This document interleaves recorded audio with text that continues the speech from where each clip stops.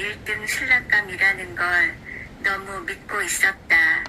아직은 대학 재학 중이었지만 군대를 갔다 왔고 새칭 인류대학이었고 졸업과 동시에 아버지 회사의 중역 자리가 기다리고 있었다.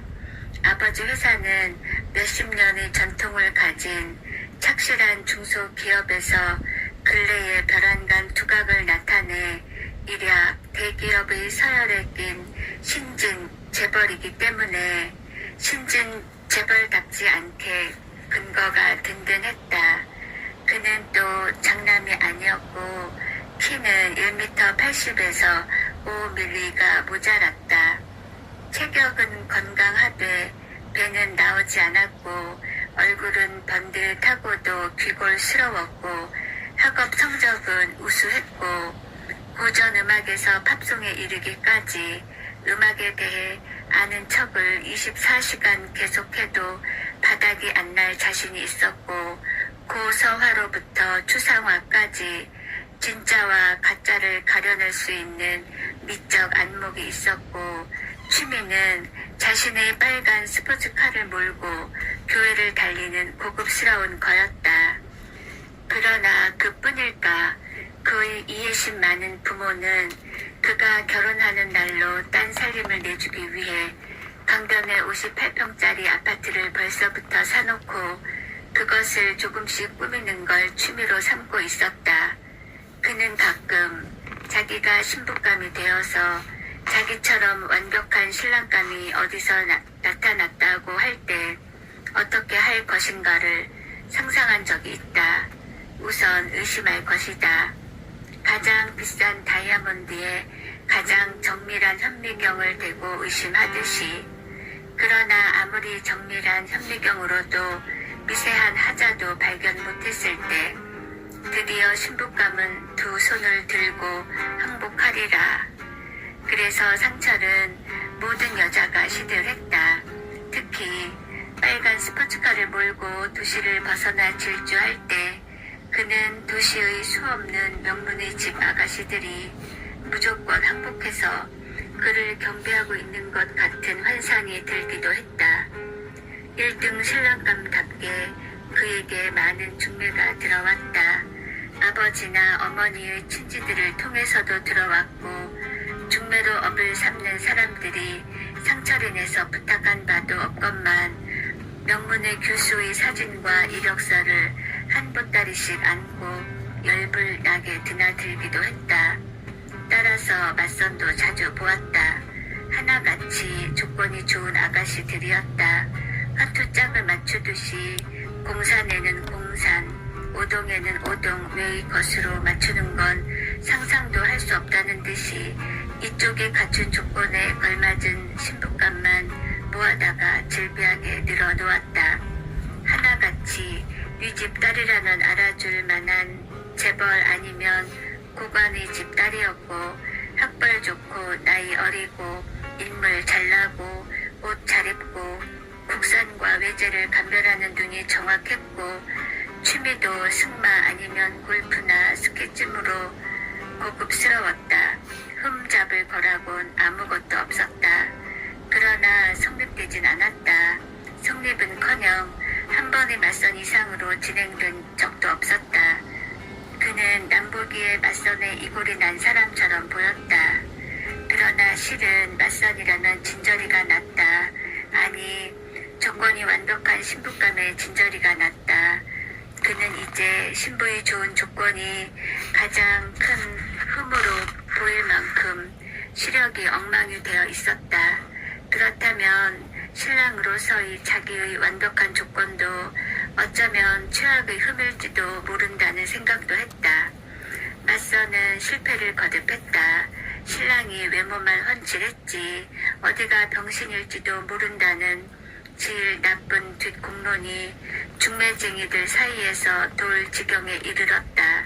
그러나 그는 다만 화투짝처럼 만나기가 싫었을 뿐이었다. 화투짝 취급당하기를 거부하고 있을 뿐이었다. 그는 연애 경험도 없었지만 막연하고도 확실하게 믿고 있었다. 남자와 여자와의 아름답고 진실한 만남에는 간판처럼 주렁주렁 겉으로 내걸린 조건 말고 서로의 영혼 깊숙한 곳에서 불을 붙이고 끌어당기는 어떤 신비한 힘이 작용하리라는 것을. 졸업시험이 끝난 겨울 방학이었다. 아버지 회사에서 고된 연수 중인 상철은 점심시간에 슬슬 번화가를 서성대다가 인파에 휩쓸려 자기도 모르게 백화점 구경을 하고 있었다. 그는 부족한 걸 모르고 살기 때문에 백화점 물건들이 별로 신기하지 않았다. 그러나 그는 별안간 아동복 매장 앞에서 눈을 빛내면서 발걸음을 멈추었다. 언제 어디서 만났더라? 그곳 점원 아가씨가 낯이 익었다. 지난 가을 축제를 앞둔 미팅 때였다. 상철은 모든 여자가 자기를 좋아하리라는 자만심 때문에 도리어 미팅에 대한 호기심이 없었다. 그러나 그때 팔자에 없는 미팅을 하게 된 건 순전히 친한 친구인 문수의 애걸 때문이었다. 야, 네가 대신 좀 가주라. 하필 우리 집이 이사를 갈 줄 누가 알았니? 그렇다고 죄 없는 여자 바람 맺힐 수는 없잖니. 이렇게 해서 떠맡은 미팅 티켓을 가지고 나가서 짝을 맞추는 상대와 이야기를 하다 보니 그녀 역시 급한 사정이 생긴 친구 대신 나온 대리였다. 대리 노릇은 의외로 즐거웠다. 상철은 상철이가 아니라 문수였다. 문수 노릇을 어떻게 하느냐 보다 상철이 노릇을 안 해도 된다는 건 커다란 즐거움이었다. 신기한 자유였다. 그때 그 두 대리는 마구 짓거리고 큰 소리로 웃으며 지저분한 거리를 한없이 쏘다녔고 길에서 군것질을 했고 싸구려 찌개집에서 저녁을 먹었고 포장집에서 소주를 마셨다. 상철은 포장집이라는 비위생적인 곳에서 뭘 먹어보기도 처음이었지만 그렇게 맛있는 안주를 먹어보기도 생전 처음이었다. 그날 그들은 아쉽게 헤어졌지만 서로 대리라는 것 이상은 알려고 하지 않았기 때문에 그것이 끝이었다. 그때의 그녀가 지금 아동복 매장에서 꼬마 손님에게 옷을 입혀주고 있는 게 아닌가. 그렇담 그녀가 여대생이라는 건 거짓말이었나? 그는 좀 더 그녀에게 가까이 갔다. 그녀의 가슴엔 여대생 아르바이트란 명찰이 붙어 있었다. 그러니까 대리 점원이군. 그는 배속이 근질근질 하도록 유쾌한 기분으로 그녀의 점원 노릇을 관찰했다. 꼬마 손님과 그의 어머니는 몹시 까다로웠다. 작다고 트집, 꼭 맞는다고 트집, 넉넉하다고 트집. 겨우 치수가 맞으니까 빛깔이 마음에 안 든다고 같은 치수의 옷을 빛깔만 바꿔가며 있는 대로 꺼내어 입어보고 대어보고 했다. 꼬마 손님 마음에 들면 어머니 마음에 안 들고 어머니 마음에 들면 꼬마 손님 마음에 안 들고 그들 모자의 시중은 끝이 없었다. 그러나 그녀는 끝끝내 친절하고 겸손했다. 딴 사람이 그렇게 했더라면 비굴해 보일 수도 있으련만 그녀의 겸손함에는 특이한 품위가 있었다. 그는 그가 모는 빨간 스포츠카에 무조건 항복하는 묻 여자 중에서 홀로 고개를 꼿꼿이 세우고 있는 단 한 사람이 오만한 여자를 발견한 것처럼 느꼈다. 그는 황홀했다. 그리고 처음으로 그의 영혼 깊은 곳에 불이 당겨진 걸 깨달았다.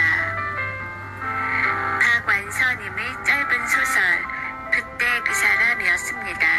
이 책이 처음에 1995년도에 출판이 되었습니다. 그러니까 지금부터 약 30년 전의 이야기네요. 우리 독자님들 다들 결혼하셨겠죠? 안 하신 분들도 물론 계시겠지만 혹시 맞선을 보고 하셨나요? 아니면 미팅을 하셨나요? 네, 옛날 생각이 나네요. 감사합니다. 끝나지 않았어? 노래 나와.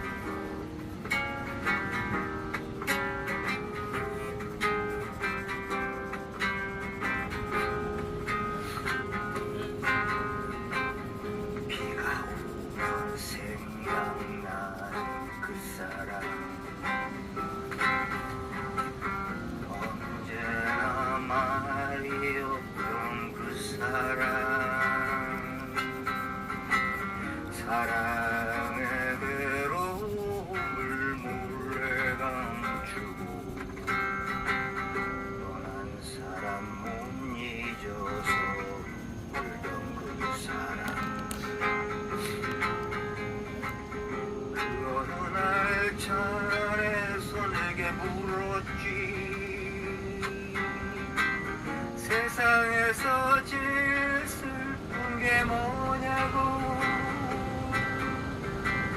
사랑보다 더 슬픈 건 정이라며 고개를 떨구던 그때 그 사람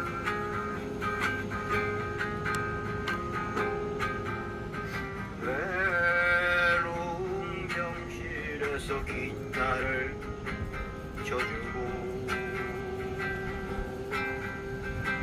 사랑의 괴로움을 몰래 감추고 엉망이네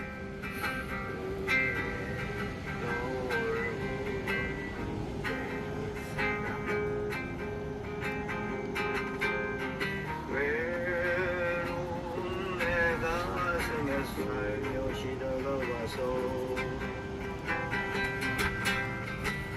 사랑보다 더 슬픈 건 정이라며 고개를 떨구던 그때 그 사람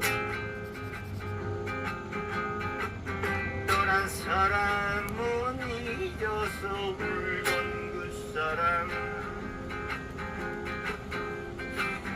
고개를 떨구던 그때 그 사람